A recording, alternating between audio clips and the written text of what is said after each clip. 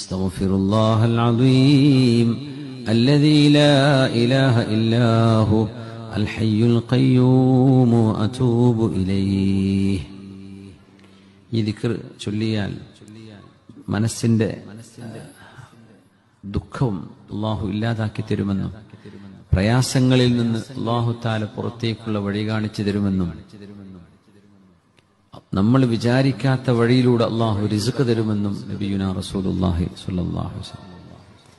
ദുആന്റെ ഇടയിലാണെങ്കിലും അതൊരു വസിയത്തായിട്ട് ഏറ്റെടുക്കുക. ഒരു ദിവസം എപ്പോഴെങ്കിലും ഒരു 3 തവണ അല്ലെങ്കിൽ 5 തവണയെങ്കിലും ഈ ദിക്ർ നമ്മൾ ചൊല്ലണം. അത് തെറ്റ് ചെയ്തവർക്ക് പശ്ചാത്തപിക്കാൻ മാത്രമുള്ള ദിക്റല്ല അത് ഇസ്തിഗ്ഫാർ.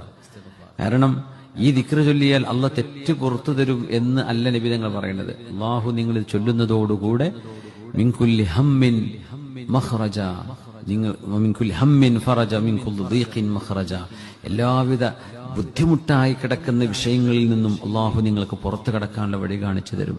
നിങ്ങളുടെ ടെൻഷൻ അള്ളാഹു നിങ്ങൾക്ക് ഒഴിവാക്കി തരും.